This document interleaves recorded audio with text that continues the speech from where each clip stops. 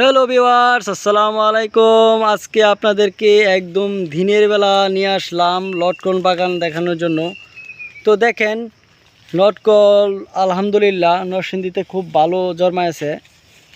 আপনারা দেখলে হয়তো বুঝতে পারবেন। আমরা বাগানে হাঁটতেছি আর লটকন খাইতেছি এবং ভিডিও করতেছি আপনাদের জন্য।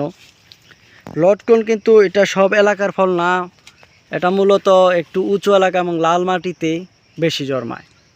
তবে আপনারা অন্য অন্য জায়গা থেকে যদি চাষ করতে চান, ট্রাই করে দেখতে পারেন কেমন হয়। দেখেন মাশাল্লাহ, লটকনগুলা খুবই দারুণ দেখাচ্ছে। বাহ, আমাদের এই জায়গায় যে বাগানটা রয়েছে প্রায় 80টি গাছ রয়েছে কম বেশ। তো আপনাদেরকে ঘুরে ফিরে লটকন গাছগুলো দেখাবো আস্তে আস্তে করে। দেখেন মাশাল্লাহ। আর একটু সামনের দিকে যদি যাই তাহলে আরেকটা গাছ দেখতে পাবেন, ওই গাছটা খুব দারুণ দেখাচ্ছে। তো চলেন আপনাদেরকে একটু দেখাই সামনের গাছটা। মাশাল্লাহ, এই গাছটা দেখেন, আলহামদুলিল্লাহ খুব ভালো লটকন এসেছে, দারুণ লাগতেছে লটকনগুলো। লটকন ফল কার কার প্রিয় অবশ্যই কমেন্টস করে জানাবেন, কার কার লটকন গাছগুলো প্রিয়।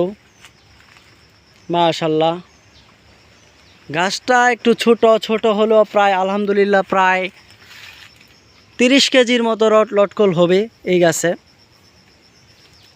লটকল খুবই ঔষধি একটি ফল বলা চলে। একটা ছোট গাছে যদি 30 কেজি ফল আসে, তাহলে এই গাছটা যদি একটু বড় হয় অবশ্যই আরও বেশি ফল আসবে।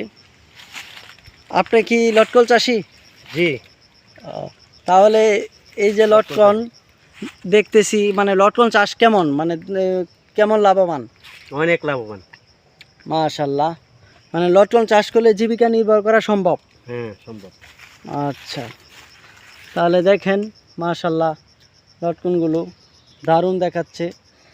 যারা যারা লটকন চারা রোপণ করতে চান অবশ্যই আমাকে জানাবেন, ইনশাল্লাহ আপনাদেরকে লটকন কীভাবে চাষ করতে হয় অবশ্যই আপনাদেরকে জানাবো।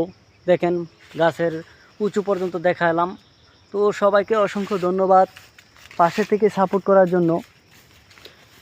যদি আরেকটা গাছ একটু দেখাই আপনাদেরকে তাহলে চলেন। এই যে আরেকটা গাছ, সেটা হচ্ছে এটা। মাশাল্লাহ, এই গাছেও ঠিক প্রায় 40 কেজির মতো লটকল হবে আলহামদুলিল্লাহ, এক মন। তো সবাইকে অসংখ্য ধন্যবাদ পাশে থেকে সাপোর্ট করার জন্য। আমার ভিডিও যারা ভালোবাসেন অবশ্যই লাইক কমেন্ট শেয়ার করবেন। সবাইকে অসংখ্য ধন্যবাদ জানিয়ে আমার ভিডিও শেষ করলাম। আল্লাহ হাফেজ।